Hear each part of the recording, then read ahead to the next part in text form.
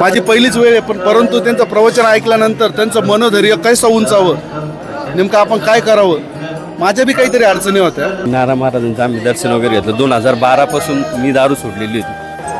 नमस्कार. आज गुरुवार आहे आणि ही गुरुवारची ही लाईन आहे ती आज माफीसाठी आलेली ही लाईन आहे, किंवा जे पहिल्यांदा व्यसनमुक्तीसाठी येतात त्यासाठी ही पूर्ण लाईन आहे. श्री स्वामी समर्थ व्यसनमुक्ती सेवा ट्रस्ट मठ आपले सहर्ष स्वागत करत आहे. प्रसन्न असणारं हे ठिकाण म्हणजे कोयनानगरचं श्री स्वामी समर्थ व्यसनमुक्ती सेवा ट्रस्ट केंद्र. काय आलं का रविवारी?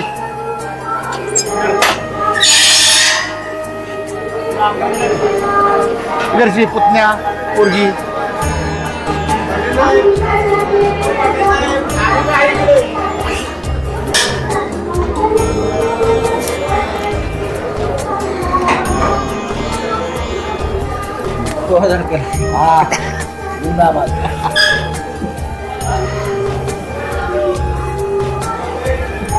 वा वा वा.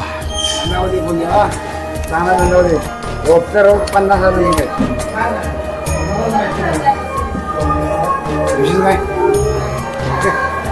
आज आलो मी ह्याच्यावरून. इकडे इकडे इकडे चारताना दिसलं का? पहिल्यापासून नानांचा इथं आलेला असतो, कारण इथं आलं की एक वेगळी ऊर्जा, शक्ती आणि भक्ती या तिन्हीचा त्रिवेणी संगम हा एकत्र असतो. आणि 500 रुपये दक्षिणा दक्षिणा दक्षिणा गुरुदक्षिणा 40 खानदेशवरून आलो डायरेक्ट. खानदेशवरून आलो डायरेक्ट आंघोळ करून इकडे आलोय. गुरु आहे आमचे गुरुबंधू, आमचे गुरुबंधू कन्या.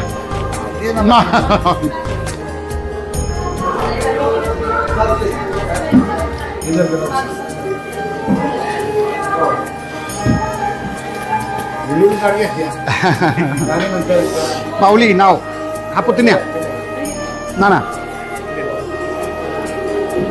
हा पुतण्या मोठ्या भावाचा मुलगा. मध्यंतरी लग्न झालं ना ते आता 12वीला जाणार.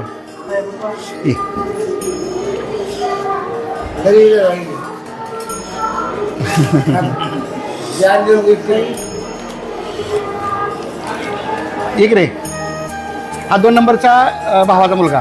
हा आता 12वीला आहे. ITI हो ITI केला. आता JCBला होता, JCB कंपनीत होता. आता परीक्षेसाठी परत आला आहे.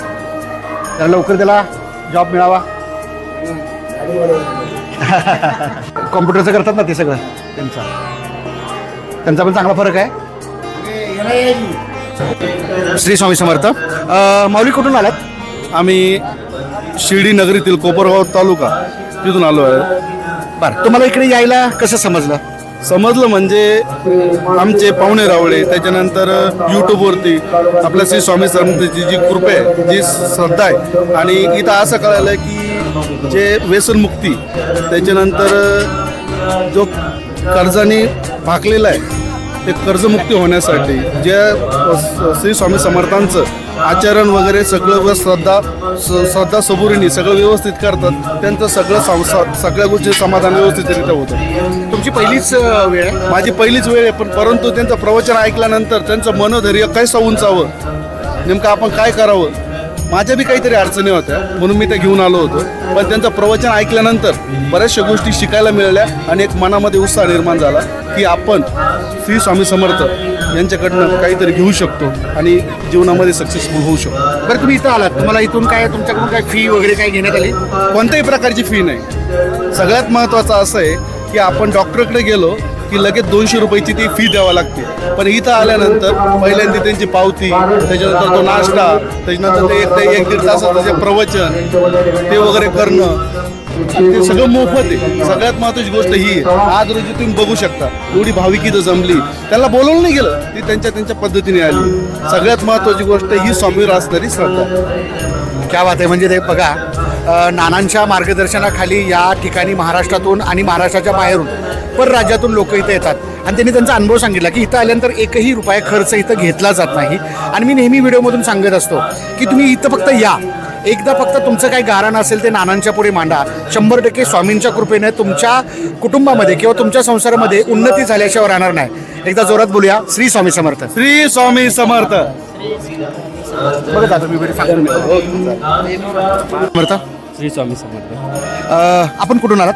मी वैजापूर आलो, संभाजीनगर जिल्हा. छत्रपती संभाजीनगर जिल्हा. संभाजीनगर जिल्हा म्हणजे साधारणतः इथून किती अंतर आहे? 420 किलोमीटर बसतं आमचं गाव. तुम्ही मठावरती पहिल्यांदा कधी आलात? मी 2012ला आलो होतो, एक मित्रांनी आणलंय मधावरून. ओके, मग तुम्ही कशासाठी आला होता पहिल्यांदा? माझा एक मित्र इथं सोडून गेला होता, दारू सोडून गेला होता. त्यांना वाटलं आपण रोज तर म्हणजे आम्ही सोबत पित होतो, तर तो सुधारला. त्याला वाटलं आपले मित्र पण सुधारायला पाहिजे. मग तेव्हा आम्हाला इथं घेऊन आला. BP नायर म्हणून त्यांचं नाव आहे, बँकेत येते, जिल्हा मध्यवर्ती बँकेमध्ये. त्यांनी आम्हाला इथं आणलं, त्यांच्या खर्चांनी, त्यांच्या गाडीने आणलं, इथं आणलं. मग नारा महाराजांचं आम्ही दर्शन वगैरे घेतलं. 2012 पासून मी दारू सोडलेली होती. ओके, तर तुम्हाला इथं आल्यानंतर काय काय अनुभव आले? आता इथं आल्यानंतर मी इकडून दारू वगैरे सोडली. इकडं मुक्त सेवा आहे. 5 गुरुवार त्यांनी करायला सांगितलं. मी 5 गुरुवारची सेवा केली स्वामींची, मठात वगैरे गेलो. आता माझे इथं कमी कमी 10-15 खेटे झालेले आहे दर्शनासाठी. त्यांनी 5च सांगितले होते, पण स्वामीच्या कृपेने दरवेळेस इथे यावं लागलं. मी अशा बरेच पाहुण्या मंडळींना पण इथं आणलं, सोडली दारू त्यांच्यावर. म्हणजे तुम्ही पण आलात आणि तुमच्यामुळं काही लोक पण इथं व्यसनमुक्ती झालेत. नानांच्या बद्दल तुम्हाला काय वाटतं? नानांच्या बद्दल म्हणजे नानांचं एक प्रचितीच आहे. नाना आपली जी पण समस्या, एक मिनिट जरा माणसं इथं आलं जरा. नानापाशी जी समस्या मांडली त्याच्यावर पर्याय निघतोच. आणि स्वामीच्या असल्यामुळे ना काही टेन्शन नाही. स्वामीचा पाठ 100% पाठीवर राहते स्वामींचा. जो इथं आला त्याच्यावर पाठीवर 100% स्वामींचा हात आहे. बरं, इथं आल्यानंतर तुम्ही जे इतर नवीन लोक येतात, इतर नवीन लोक येणार आहेत, त्यांच्यासाठी तुम्ही काय सांगाल? नाही, ज्यांनी व्यसन करतो ना, व्यसन मुक्तीसाठी हा एकमेव म्हणजे पर्याय चांगला आहे. ज्यांनी व्यसन मी जरी केलं, मी 2012ला सोडलेली होती. 2017मध्ये मी मित्रांच्या नादी लागून उजू प्यायला लागलो होतो, पण मग रिवर्स गेअर पडला, कर्ज झालं, सगळं झालं. मग मला इथं आलो, मी माफी मागितली. 2017ला माफी मागितली, आज 2026 आहे.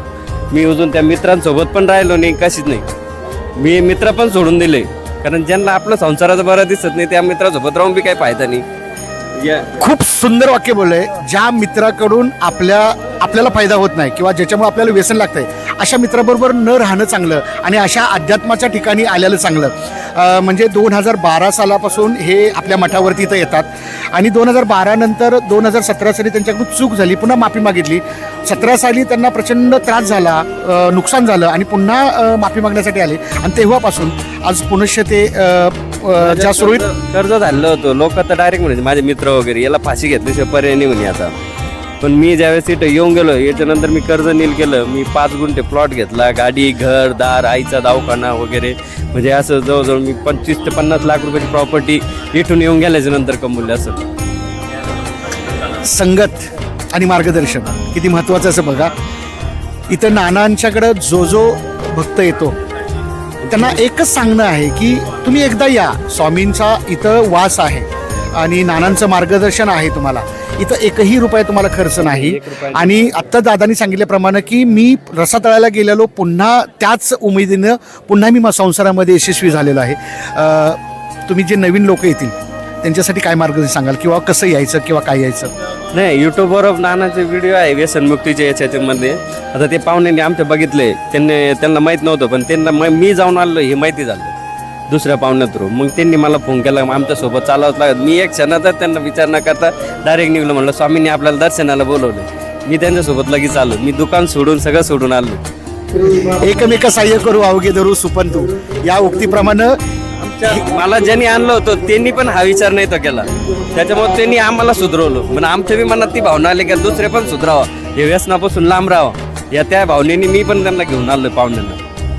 बघा, म्हणजे ह्यांच्या मित्रांच्यामुळे ह्यांचं व्यसन सुटलं, ह्यांच्यामुळे ह्यांच्या मित्रांचे पाहुण्यांचे व्यसन सुटलं. हा अध्यात्माचा धागा आहे, तो जोडायला नाना शिकवतात. म्हणून एकदा नक्की या. श्री स्वामी समर्थ व्यसनमुक्ती सेवा ट्रस्ट केंद्र, रासाटी आंबेघर, कोयनानगर, तालुका पाटण, जिल्हा सातारा. तुम्ही एकदा आला ना तर तुम्ही स्वामीमय झाल्याशिवाय राहणार नाही. श्री स्वामी समर्थ.